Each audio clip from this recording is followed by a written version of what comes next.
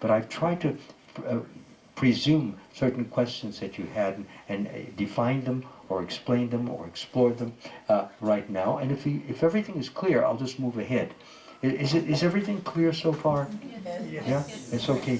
Okay, because I pride myself on that nobody should, at any point in the talk, be confused, be uncertain, be doubtful. I'm here to inspire confidence, courage, strength, enthusiasm, and love for Krishna. You use all those wonderful qualities to give your whole love for Krishna. I saw the beautiful deities, Prabhuji here, up there. I saw they were all dressed in different outfits. I was immediately completely enamored and completely just, what do they call that?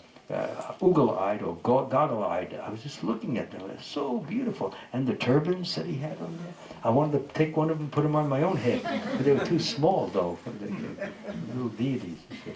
But yeah, there was just so beautiful. And on the wall, the way he had the pictures of Prabhupada and his spiritual master and Jayapataka in such a nice symmetrical fashion. I really appreciate those kind of, when people take the trouble. I do the same thing. If you come into my ashram, you see the way all the pictures are. I don't go to India anymore. My ashram is India. I'm serious. And I can just stay there day after day. And I really feel that I'm with all those great divinities. So, and I feel that that's Krishna's mercy completely. And okay, so there are no questions at this point, so I will move ahead. We're coming closer to the end of the purport. So, it says over here, and since it has been ascertained that the Lord is the super soul of everything, does everyone know who the super soul is? Point to the place where the super soul lives. Come on. You sure it's not here? No, you're definitely here.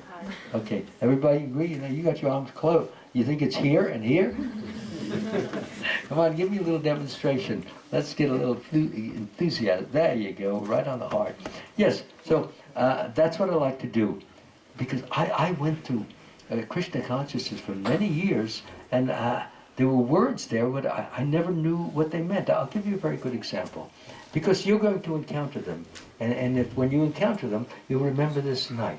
For example, Srila Prabhupada talks about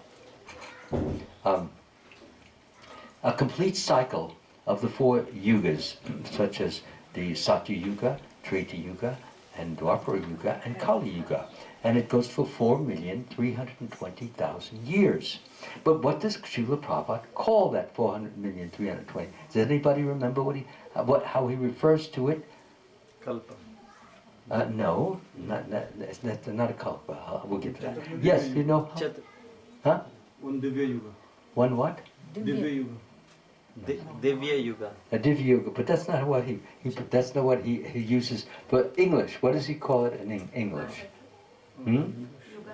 What? A little loud. Yuga cycle. What is? Yuga cycle.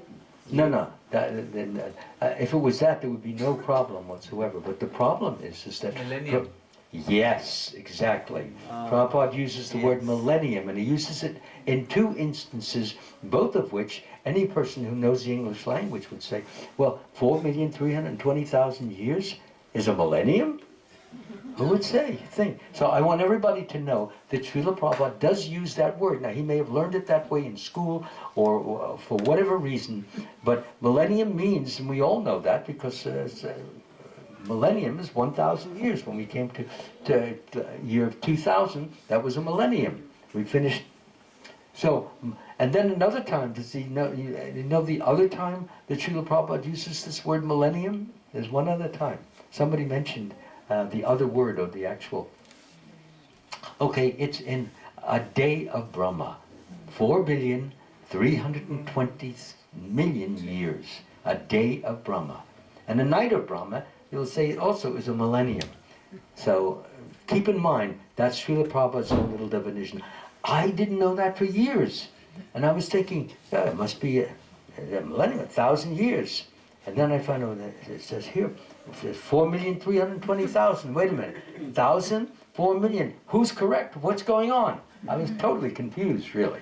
So finally I understood, and I talked to Dravido, who's the editor of the BBT. He said, well, that's the way Prabhupada put it down. We're not going to change it now, because too many people have already gotten disturbed by the changes. He said, we wanted to school it for at least 20, 30 years, and when all of the Prabhupada disciples have just vanished from the planet Earth, and you have the new people, and they're not so fanatical, they're not so worried about it, making a change which is actually correct, if they want to call it not. Or either way, I suggested, I said, we'll leave the word millennium in there and put in parenthesis what I just said. 4 million, Prabhupada's meaning 4,320,000 or 4,320,000,000 years. And that way, or you put it in a footnote, that way nobody gets confused. Anyway, due course of time, a lot of things which should be done immediately take time because of the attachments that we have, fanaticism we have. We don't want to make it unholy by putting anything on it. I like that. Okay, so when the human being gives up the process of hearing about the all-pervading personality of Godhead, he becomes victim to hearing rubbish transmitted by man-made machines. Why is that? Because when you get used to eating rubbish, like the hog eats stool, you give him halava, no, I don't want any halava. Just give me, and we wonder why. How could he? Well, that's his menu. That's his diet, and he thinks he's doing well for himself. So the mode of ignorance causes us to eat foods which are not very good, which are very harmful usually.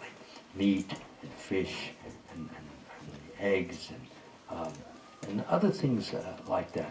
Lobsters and clams and I don't know, people can eat the lobsters. You can't eat the lobster until you boil it alive. Think about it. So they get some doctor who thinks he knows what it's like to be a lobster. He said, oh, they don't feel any pain. Well, when he gets his next life as a lobster, he'll eat those words. Because actually they have eyes, they have sensitive tissues there, which can be upset and disturbed. So when the human being gives up the process of hearing about the all-pervading personality of Godhead, he becomes victim to hearing rubbish transmitted by man-made machines. Because the more, when you don't hear about God, and we don't wash the soul of all the impurities that we're victims of, the result is that they just accumulate. It's like in a room. Everything is clean here. But if you didn't clean it, it would just accumulate. You'd see all the dust particles here, there, and everywhere. And therefore, that's what happens. The same thing. The mind then accumulates rubbish. People will spend like 2 hours in front of the TV set or in front of the internet news and just listening to the same thing. They know they've heard it already. But, Donald Trump has this affair with whatever her name is. And we hear it again, but just want to read it again. But what's happened? So she lost the suit, whatever her name is. I don't even want to remember it. But she lost the lawsuit. But we got one more lawsuit, Donnie. We're going to get you on that one. That's worst waste of time. Try to remember. I'll just give a quick illustration. I've said this several times already, that we can die at any moment. And you can be in the best of health. And it can happen. And you can be given a clean bill of health from your doctor and die. I'll give you an illustration. One man, he went into his internist, and he got a complete checkup.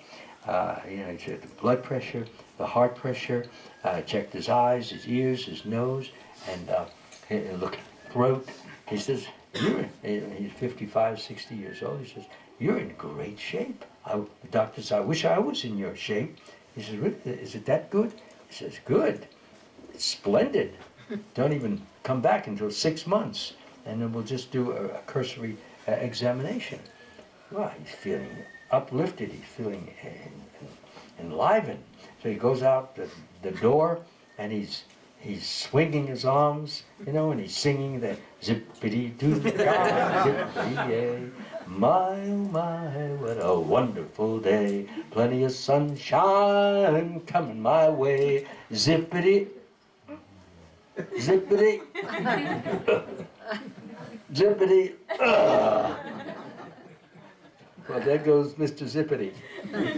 Finished, gone. And people come over, excuse me, sir. There's no response. He's dead.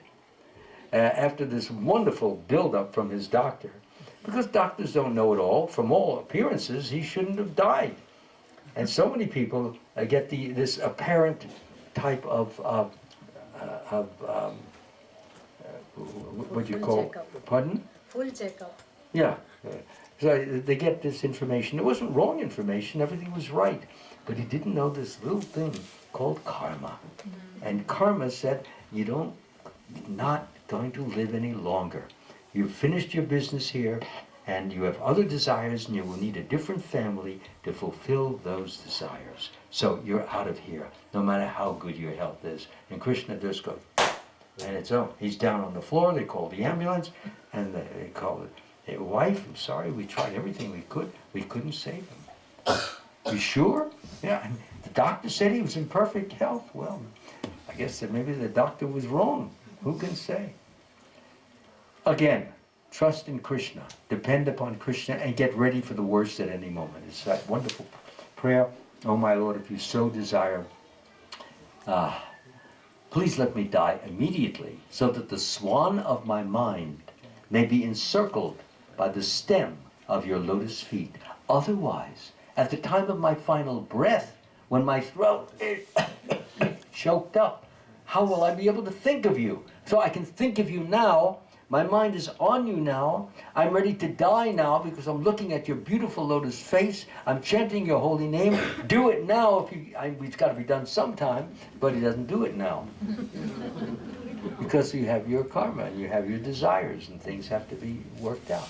So, therefore, important. That's a very important prayer, the one I just uttered. You know, oh my Lord, if you so desire, please let me die. This is from King Kulashankara. Yeah. Kulashankara. Kulashankara. Sorry about that. King Kulashankara. Oh my Lord, if you so desire, please let me die immediately, so that the swan